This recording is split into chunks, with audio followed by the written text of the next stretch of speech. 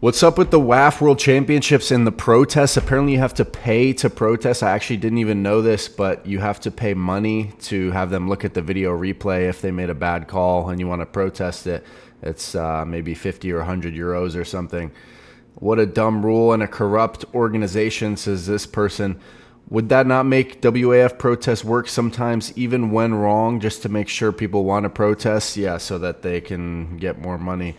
This person says it all goes towards the WAF president's new car or mansion. Pathetic rule from a disgusting organization. Never heard the corrupt West do anything like that. The referees must get little payouts at this rate with how much BS they call. Arm wrestling in the East is a joke and needs to be exposed and called out for the cesspit it is. It's not about integrity or honor. It's about monopoly or greed. So definitely a passionate comment there. But I mean, there was a lot of micro fouls called in this first 2 days of the senior class on the left. This one got pretty controversial with Prokopchuk and the Kazakhstan guy here.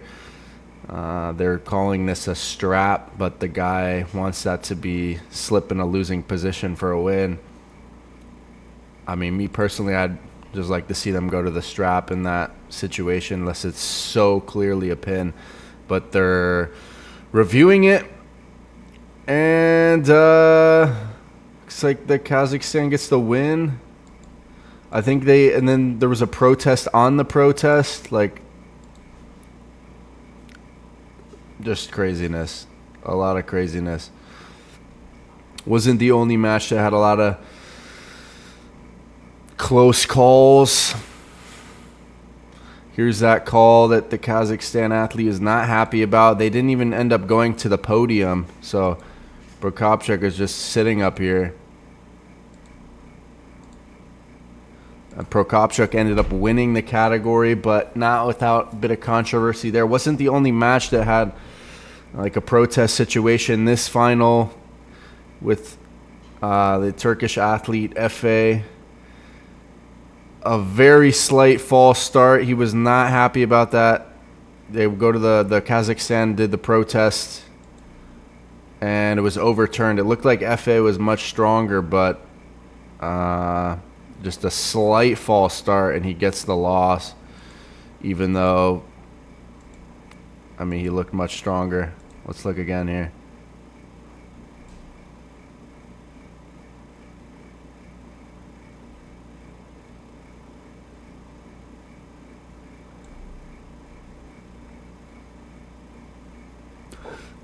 To be fair, they did show the slow-mo replay, and it was slightly a false start. Like, athletes will try to go on ready instead of go if it's a ready go. And this, for example, let's take a look at this match again, because Pradeep made a video on this, and he's trying to say that it was not a false start from the Kazakhstan athlete, but I actually completely disagree. Let's look here. That's 0.25 XSP. Did you see any false start there?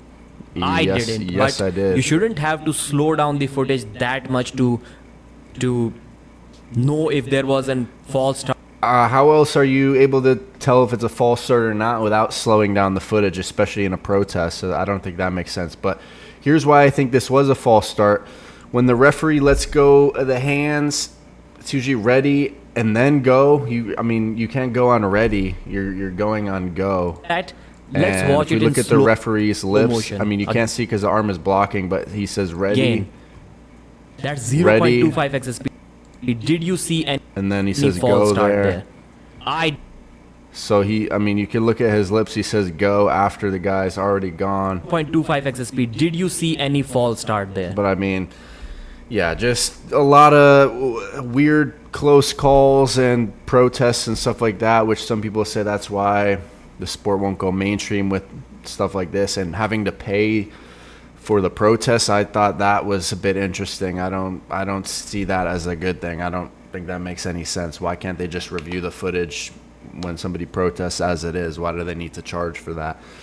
And seems like a weird policy to me, but what do you guys think?